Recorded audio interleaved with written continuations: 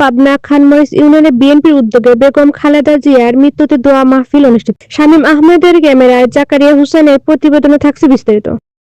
পিএসটিভির পক্ষ থেকে সবাইকে জানাই স্বাগতম।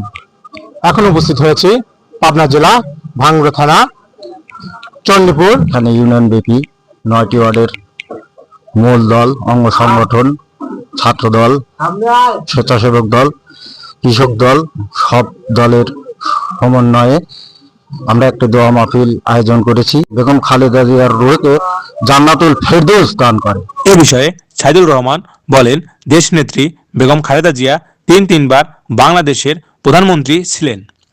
30শে ডিসেম্বর ভোর সকাল 6:30 ইন্তেকাল করেন। সারা দেশ ব্যাপী ইতিহাস সাক্ষী দিবেন, এরকম নেত্রী আমরা কখনো পাইনি।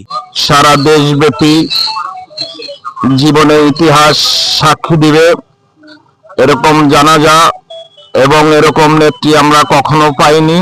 দেশনেত্রী বেগম খালেদা জিয়া আমাদের মা, এই পৃথিবী ছেড়ে চলে গেছে। সবাই তার রুহুর মাগফিরাত কামনা করি। খানমরিচ ইউনিয়নে বিএনপির সিনিয়র যুগ্ম আহ্বায়ক মোহাম্মদ আবুল কালাম আজাদ বলেন, সাবেক প্রধানমন্ত্রী বেগম খালেদা জিয়া দেশের রাজনীতিতে দীর্ঘদিন গুরুত্বপূর্ণ ভূমিকা পালন করেছেন। তিনি বাংলাদেশের প্রশ্নে সবসময় অপসহনীয় ছিলেন। বছরের শেষে শূদ্র অস্ত্রের সাথে চিরবিদায় নিলেন বাংলাদেশের স্বাধীনতার সার্বভৌমত্ব ও গণতন্ত্রের অপসহনীয় উজ্জ্বল নক্ষত্র দেশনেত্রী বেগম খালেদা জিয়া। বাংলাদেশ জাতীয়তাবাদী দল, তার অঙ্গ সংগঠন সবাই ব্যথিত এবং আমরা সবাই চিন্তিত এবং আমরা দেশনেত্রী বেগম খালেদা জিয়ার জন্য যে যেখান থেকে পাচ্ছি আমরা দোয়া করছি। আল্লাহ পাক তাকে যেন বেহেশতে নসিব করে।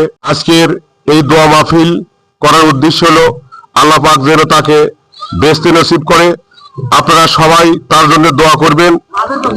দেশনেত্রী বেগম খালেদা জিয়ার রুহের মাগফিরাত কামনা করে দোয়া ও মিলাদ মাহফিল হাজার হাজার জনতা নিয়ে শেষ করা হলো।